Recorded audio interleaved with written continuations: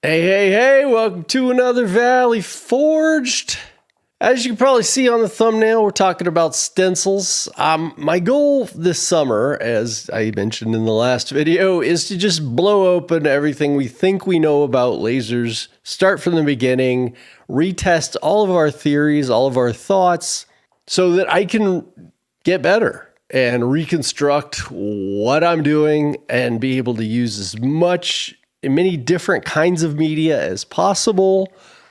I've made many gift cards with my laser and I love it, but it does have some limitations and I'm trying to up my game, as I hope all of you out there are as well. And stencils are a way to help me up my game. I'm not going to tell you in all the ways yet because I want to surprise you with a few new things I'm going to do. And this video itself is a surprise. I mean, I did not think my diode laser was going to be a tool. You don't even have to worry about a CO2 laser. Seriously, you do not even have to worry about it. If you have one, great. But I had just not done stencils all along because I thought I can't do them because I don't have a CO2 laser. Well, you know, I didn't have one at the time anyway. I used to do them on my old CO2 laser. So I bought some clear stencil and got to work on the CO2 laser. And I caught a comment on Clackshaq's video on stencil. And he said, they said you could just paint it black. And then you could do it on a diode laser. So of course I tried that. We're going to show you in the video. But it brought up to my thoughts. This is like, why don't you just buy the stencil in black? You can get stencil in black. So I went ahead and did that. And so I tested it, both of them on the CO2 and the diode laser. It's nice that I've got both of them right here. They are tables right now because I am in mad scientist mode. I hope you all get into that mode sometimes. You know, it's just like, I'm in it. But I probably shouldn't use my lasers as tables. And then I have to take everything off when I'm making stuff with the laser. And then it's chaos over here right now. And I have a pretty big space. But no table space at the moment because I'm just in work mode, right? Just making all kinds of fun stuff. And then when something doesn't go perfectly right, you know, you're redoing it. It's the fun and the pain of all of this. So stencils, this one actually made on the diode laser. Like I said, I'm going to show you. And if you're like, well, I want a white one. Yeah, it doesn't matter. In the end, they're not going to stay black. You could just paint it white, whatever, you know? And so here's some of the experiments I'm working on. I'm using some embossing, and we're going to be doing all this with leather.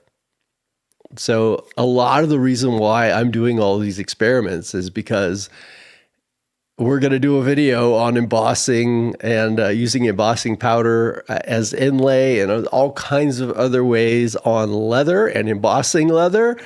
So you're going to have to stay tuned for that one. But we're also going to be doing a lot of paper because I am no longer buying gift cards. They're ridiculously expensive and I can make some really fun ones. May cost the same amount of money, but at least they're personal and they're what I want to do. And also, you know, I sell to stores. And so I want to be able to sell gift cards to stores. So we're working all this. These were actually made on the stencils I made from the laser. And I'm learning, getting better. So let's move over to the testing. I'm going to show you real quick what I did. I'm over in LightBurn, of course. And I actually made a stencil. I'll go over that in a minute. I just wanted to quickly show you the settings, how different they are from diode to CO2. I left it at 70% power on both of them just so that it would be easier to see the difference in speed. I'm using 7 mil and I just bought some 10. So I think that might actually be better with the CO2. To be able to do the fine lettering and things. I will show you in a bit all this. Anyway, you could see 6,000 millimeters per minute and 1200 millimeters per minute. So the CO2 much quicker at being able to do this. But some surprises, like I said, we're going to show you. I just thought these would be actually pretty good tests. Here is the one that I did for both diode and CO2 in stencil lettering. And I present that because you're going to see I struggled, to even with the spaces as big as they are between, that was almost not big enough. I had to make it this size just to be able to keep it from falling apart. So it is something to work on. I tried many, you may have to experiment sometimes. I actually widened it out so that there would be more space between the letters here. And this is the stencil font. You should be able to do it with this. And I tried some other stencil fonts that didn't work out so well. So anyhow, let's go over it. Like I said, let's go over the testing. I'll show you what I did, what worked, what didn't, and we'll try and make it a reasonably quick video. I did want to show you some of my first tests. This is a stencil font. Just did not work. And this is with the CO2. It might actually work with the diode in black. But yeah, I just had to switch it to this more typical one, and even this one, settings are everything.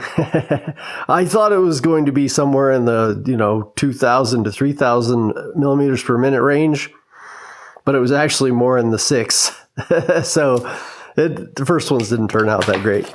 And this is the one with the diode laser on the clear, or on the white one, white opaque. You could see it's just garbage. You could try higher power to get it to cut out, but then it's just going to melt. So we pretty much figured it wasn't going to work in this type on the diode anyways. But what I didn't know is that it would work so well on the black.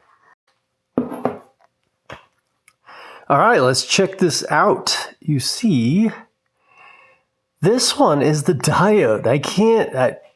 I'll show you, I'm sure, again, but insanely clean. Just look how clean that is. And it feels good. It just feels clean. Whereas the CO2 laser just feels a little clumpy. On the back side, it is a little nicer. But look on the front side, the diode one is nicer. That's where you want it. Seriously, this feels a little braille, where this is pretty smooth. But of course, you cannot do this with the diode laser. So we're going to squirt them. And again, if you want a white one, just use white. Anyhow, we're going to spray these real quick. I suppose I should move the camera out of the way. And just, see if there's a difference. Oh, I forgot to show you. I painted this one black because I did see a comment on Clack Shack's video. You could just paint it black.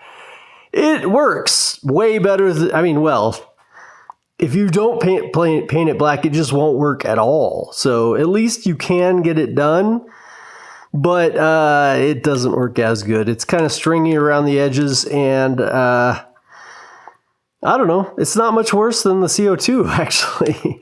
Now, if you're going to do thicker acrylic, you have to use the CO2, but well, I guess not. Black you can do pretty well with a diode, even thicker. I don't know. We'll have to try it. Let's just see how these work. I'm not a stencil expert. Wow, that's pretty. I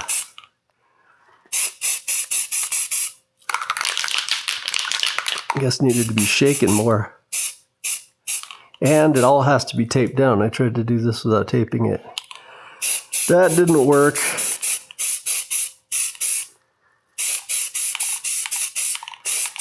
Yeah, some of you out there are going to be amazing at this. I am not, and you can see there's probably something on there that's keeping this from making it perfect. But anyhow, we're going to paint that white because I said you could just paint it white anyways. So you might as well I don't know, paint it white where you're doing it. I'll let that dry and then we can pull it up and see if there's any difference. I really doubt there is, but I think painting it white at least lets you see, you know, the clarity. And really, I mean, the diode just looks amazing. Anyhow, let's move on.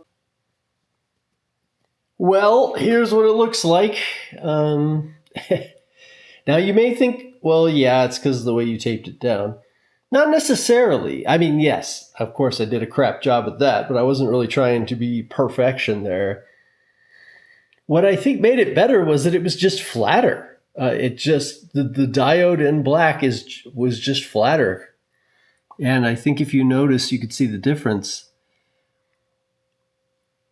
Yeah, because see, even now it's laying flatter. It just was better to begin with. Now the white clear one here on the with the CO2 laser, I think that came out pretty good.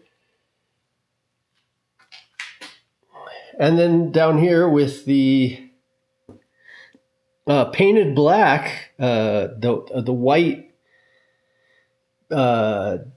Okay, how do I word this? The white stencil material painted black and then cut out with a diode laser actually looks pretty good. No, it's not as crisp as this one, but it could be partially my painting. But it definitely wasn't as crisp when it came out. But in a pinch, hey, that's gonna work. So if you got some, you know, white stencil paper and you got to use it, just paint it black and, you know, it'll get the job done. Some of you are going to wreck me in the comments over my stencil job, and I'm using a primer, which is probably a no-no as well. I don't know. I'm not a stencil expert. I actually wanted to do stencils for a different reason, which is coming up in another video.